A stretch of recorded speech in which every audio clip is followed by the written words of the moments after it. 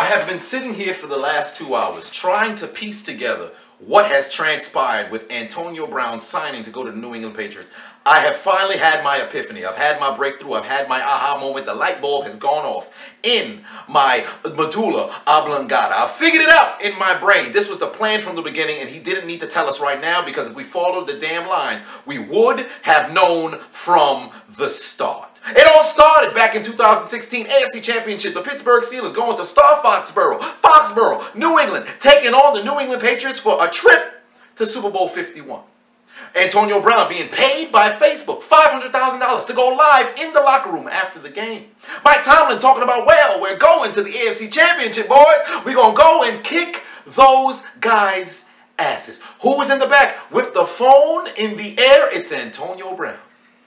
Then you get disciplinary action from Mike Tomlin. Hey, you can't be doing that. But still, like Maya Angelou, he rises. He plays in the AFC Championship, 7 catches, 77 yards, but they lose after Chris Hogan rubs his scrotum all over the Pittsburgh Steelers defense. What happens after the game?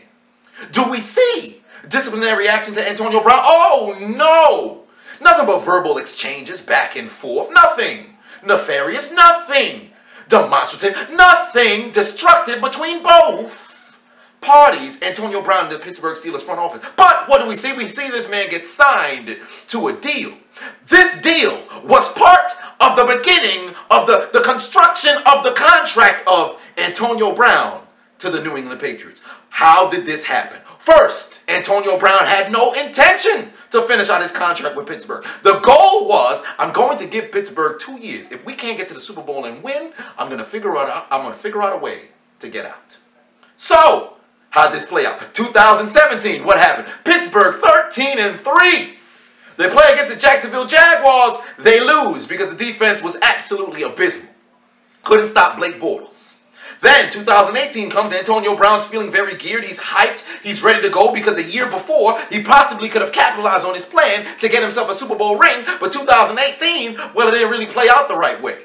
All right? You started to see Juju Smith-Schuster ascend towards the top. Was that what set him off? Oh, no.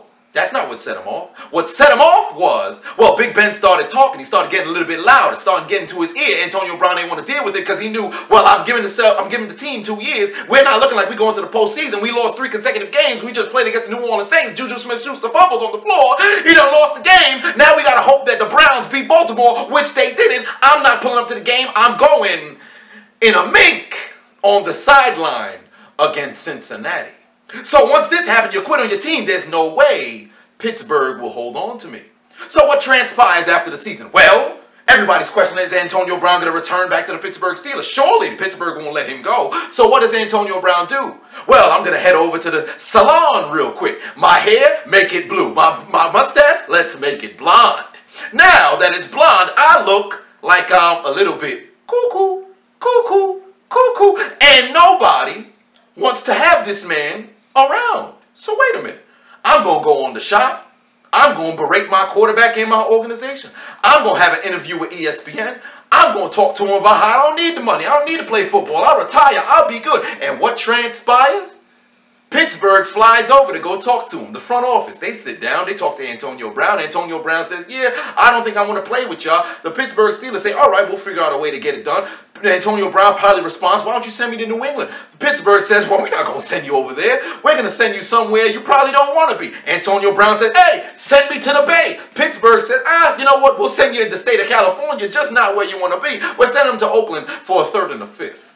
Antonio Brown says, that's a good move. However, you didn't have it to where I was completely stuck in my contract, to where I can't get out. But it appeared to be so because when he was sent to Oakland, he had an opportunity to get a ton of money on the floor. Enter John Gruden. The man got a ton of bank. What does he do? Throw $30 million guaranteed at Antonio Brown. A wise man would not turn that down. That's $30 million. But because we thought the man was a little bit cuckoo, we overlooked the fact that he said in his interview, I don't need the money. I don't need to play. I'm good financially. So wait a minute. We thought the man was a little bit hypocritical. Oh no, he signed on the dotted line. That was part of the genjutsu. That was part of the illusion. Fast forward. We go a couple of months, we don't really hear nothing. July comes. in the month that is the hottest of not only the year, but the hottest month on the planet. This is recorded. Feel free to fact check me. What transpires? He flies over to France. Is he locking a lock of love by Paris? Oh no. Is he throwing some change into the river? No. He's going over there to get a little bit of cold on his body. What do they call it? The cryo chamber? Whatever the hell they call it. He has probably done this sort of treatment procedure before, but he goes in there barefooted. What man would go and risk his feet? The same feet that he must use in order to make his money, to secure his legacy, to hit his career. Antonio Brown's that man. But everybody thought, oh, it must have just been a freak accident. Oh no, it was all according to the plan. Surely the Oakland Raiders will let him go. Oh no, they did not. Then, fast forward, we reach training camp. Hard knocks, cameras in everybody's face. Maybe if I show them what my feet look like, they might want to let me go. People are going to be disgusted. They're not going to want to see me on the field. Oh, no. So what does he do? He goes somewhere else. Let's complain about our helmet. I want to wear a helmet from the 1930s. Give me a leather head. I need something that nobody else is going to be able to wear in the NFL. But we all looked at it like, you're crazy. You're the only one. Part of the illusion was the fact that there were some individuals who were notable in the NFL who also wore illegal helmets in years prior. Tom Brady, Aaron Rodgers. Those are two faces of the league. That is all part of the illusion to make you completely forget. This entire plan was to get out of Oakland. But did that get him released? No. He battled against Roger Goodell. He got denied. But did the Oakland Raiders terminate him? Did they let him go? Not at all. So he knew, I got to do something a little bit more crazy. So what do? I pull up.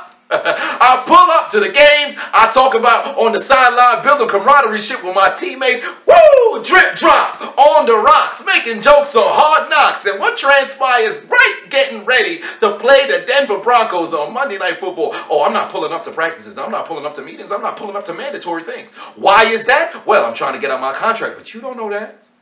You're going to find me for not following my contractual obligations. Well, any sort of consummate professional would know if I don't pull up somewhere, I can't expect not to have any disciplinary action. But Antonio Brown understood that. So what I'm going to do is act as if I'm completely astonished. I am perplexed. I'm bewildered.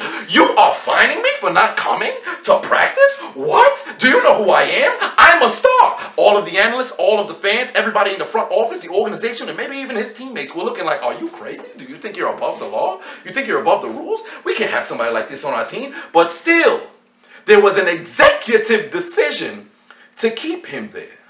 So what does he do? I'm going to go to practice. I'm going to call I'm going to turn into Chris Rock. I'm going to call our GM. You cracker ass cracker. I'll punch you in the fucking face right now, pussy. And what happened? He punts a football towards him. There is physical violence threatened at our GM. This will surely get me released. Oh no! There's still an executive decision keeping this man here. Perhaps we should suspend him. So who is the one lone man who got him to Oakland? That would be John Gruden. Who is the one man who was the most excited to see this man? That was John Gruden. Who was the man on Hard Knocks who pretty much had an erection at the sight of Antonio Brown? That was John Gruden. He understood that he would do everything, be bent back over. He'd bend over backwards, allow himself to be sodomized, to have Derek Carr, throw the ball to Antonio Brown. So Antonio Brown understood there's only one way to get myself out of this contract. I've got to turn on the only man who's refusing, unrelenting, unyielding will and desire to have me on his team. So what did he do? I'm going to have a phone call with John Gruden. I'm going to record it, and I'm going to put it out in the public.